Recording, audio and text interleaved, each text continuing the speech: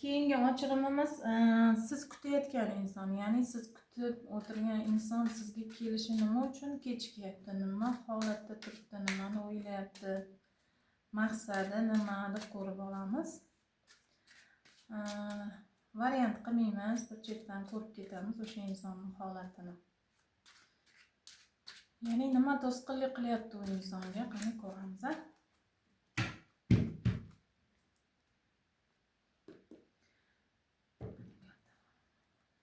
Hozirgi holati, ya'ni hozirgi energiyasi. U hozirgi holati o'zini juda aybdor his qilib turibdi.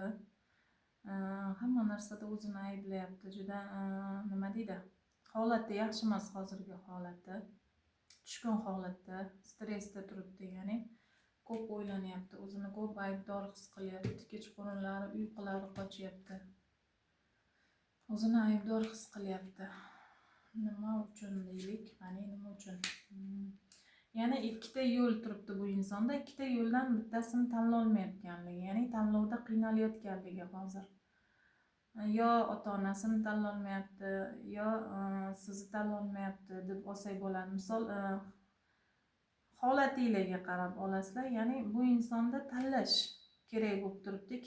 Ikkita yo'ldan bittasini tanlash kerak, lekin tanlolmayotganligi, shundan qiynalayotganligi, shuning uchun o'zini aybdor his qilyapti bu inson. Keraksiz joyga energiya sarflagani uchun ham o'zini aybdor his qilyapti. Ya'ni bu inson ko'proq keraksiz joyga energiya sarflagan. Ya'ni nima demoqchiman? Sizga emas, boshqa joyga nima qilganligi uchun ham o'zini aybdor his qilyapti. Keraksiz insonga mehr bergan yoki keraksiz joyga yoki bo'lmasa nohaqlik qilgan sizga nisbatan. Lekin sizga nima deydi? Nimalar qilmoqchi bu inson? Qaytganda hayotini boshqatdan, ya'ni yangidan boshlamoqchi. Sizga o'sha ko'rsatgan kunlarini, ya'ni o'zini aybdor his qilyapti-ku, o'sha kunlari chiroyli o'tkazishi, ya'ni o'sha qilgan xatolarini to'g'rilashni o'ylayapti bu inson. Sizga sovg'alar olib berishi, sizga umuman boshqacha inson bo'lishni o'ylayapti. Mana adolatli bo'lishi, ya'ni sizni tarozini ikki pallasini teng ushlashini, sizni ham nima deydi? Sizga nisbatan adolatli bo'lishini aytyapti, agar sizga qaytsa bundan keyingi hayotida. Adolat. Ya'ni sizni kontrol qilmasligi yoki bo'lmasa oilasini o'zini qo'liga olishi, ya'ni oilani mas'uliyatini o'z qo'liga olib kontrol qilishi. Bu inson juda aqlli inson. Yo'l qidiryapti siz tarafga, yo'l qidirmayapti emas, yo'l qidiryapti, izlanyapti, umidsizlikka tushib qolgan, lekin yo'l bor degani hali bu inson uni ko'rmayapti. Ya'ni taqdiringlar birligi, hali umid borligi yashab ketishidagi. Ya'ni umid borligini bu inson ko'rmayapti, ya'ni yo'l qidiryapti-da, yo'l topolmayapti. Yaxshi. Izlanyapti, mana qarang, o'zini ustida ishlayapti bu inson. Nimada xato qildim, meni xatoyim nimada bo'ldi deb hali ham izlanishda bu inson. Xatolarini anglab yetyapti, qilgan xatolarini. Ya'ni sizdan umidini uzmayapti hali ham. Erkin fikrlaydigan inson bu inson. Ya'ni o'z qaroriga ega inson. Aqlli inson, dono inson, o'ylab ish qiladigan inson. Shuning uchun har doim o'zini ustida ishlayapti, ya'ni xatolarini qidiryapti, sizdan umid uzmayapti. Hali sizdan umidi bor bu insonni. Faqat hozirgi holatda ozgina qo'li bog'liq holatda turgani, siz tarafga kelishganingizda nimagadir qo'li bog'liq. Siz tarafga uning uchun yo'l yo'qday, lekin yo'l bor. Yo'l bor, u yo'lni ko'rmayapti. Yo'l qidiryapti u inson, siz tarafga yo'l qidiryapti. Ba'zida hammasi tugadi deyapti, lekin yo'l qidiryapti. Pulni o'ylayapti bu inson. Pul topishni o'ylayapti yoki o'sha oilada siz uchun yoki oilasi uchun o'sha kerakli pulni topishi, ya'ni ishlashni o'ylayapti. Ya'ni nima deydi? Har taraf o'ylayapti bu inson. yoki bo'lmasa pul yetishmovchiligi uchun siz oldingizga kela olmayaptimi bu inson. Sizni nima deydi, pulsizlik ham qiynayotgan bo'lishi mumkin bu insonni. Siz oldingizda hammasi tugadi, men uchun boshqa yo'l yo'q deyapti, lekin yo'l bor deb o'ylayman albatta. O'zini tuyg'ularini boshqaryapti bu inson. Ya'ni sizga bo'lgan tuyg'ulari kuchli bu insonni, ya'ni xohishi kuchli sizga nisbatan, lekin o'sha xohishini boshqaryapti bu inson. Ya'ni qo'rquvlari bor sizga nisbatan, ya'ni meni kechira oladimi, men borsam qaytsam meni qabul qiladimi, hayotim oldingidek bo'lib ketadimi deb qo'rqyapti, ya'ni shubhalanyapti, shubhalari kuchli. Lekin siz tarafga harakat qilish niyati bor, harakat qiladi. Ya'ni sizdan umidini uzmagan bu inson hali. Harakat qilmoqchi. Ya'ni bu yo'l kartasi. O'tmishni o'ylayapti bu, o'tmishni unutolmayapti. Nima o'tgan oranglardan bilmayman, bu inson har doim o'tmishni eslayapti, ya'ni o'tmishni unutolmayapti.